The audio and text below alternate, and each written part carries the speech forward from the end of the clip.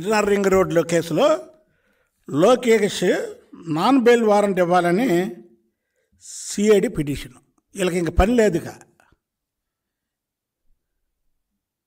వ్యవస్థలను మేనేజ్ చేయడం ఎవరండి? సిఐడి. అసలుకి సిఐడి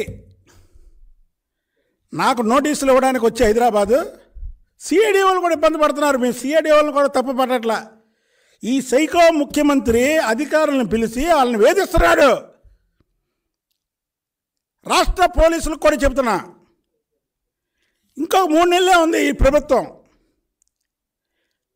ఈ 3 నెలల్లో ఒక్కసారి పోలీసులు ఒక 2-3 రోజులు స్ట్రైక్ చేయండి, ప్రపంచవ్యాప్తంగా మీకు పేరు వస్తుంది.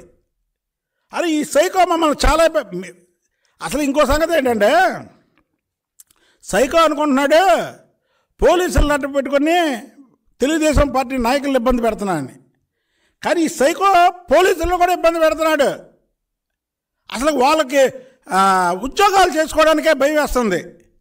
ఇవాళ యువగలం పాదయాత్ర సక్సెస్ అయ్యి లోకేష్ ఏముందలే ఏం పెడతాడులే అనుకుంటే, లోకేష్ బాబు గారు కుప్పంలో ప్రారంభించి వైజాగ్లో ఎండ్ చేస్తే రోజు రోజుకి గ్రాఫ్ పెరుగుతూ వస్తే భయపడిపోయి అరే లోకేష్ని కంట్రోల్ చేయాలంటే అలాగా అనుకొని ఈ సైకో ముఖ్యమంత్రి వాళ్ళ ఉన్నటువంటి సజ్జల రామకృష్ణారెడ్డి, పెద్దిరెడ్డి రామచంద్రారెడ్డి, అలాగే విజయసాయిరెడ్డి, వీళ్ళందరిని ఒక 5 రెడ్లను కూర్చోబెట్టి ఏంటి ఈ లోకేష్ పాదయాత్రని మనం అడ్డ బ్రేక్ వేయాలి అంటే, అందులో ఒక ఆయన లేచి సీఎం గారు మీకు ఒక సలహా ఇస్తాను చేస్తారా అన్నాడంట. చెప్పండి అన్నాడంట. రాజశేఖర రెడ్డి గారు చనిపోతే మనం పక్క నుండి సంతకాలు పెట్టించాము. మనం రాజశేఖర రెడ్డి గారి మరణాన్ని మన వైపు తిప్పుకుందామని మనం చేసాము. కానీ చంద్రబాబు నాయుడు కుటుంబం అలాంటిది కాదండి. ఏ మాట కామాట అంటే 10 మంది ఉన్నప్పుడు ఒకరి గురించి ఒకరు నిజాలు మాట్లాడుకుంటారు కదా.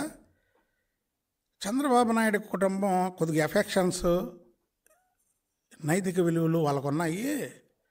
లోకేష్ని పాదయాత్ర బ్రేక్ చేయాలంటే చంద్రబాబు నాయుడు మీద అక్రమ కేసు పెట్టి లోపడేస్తే డెఫినెట్గా ఆపుతాడండి అనంట. ఆపుతాడంటావా?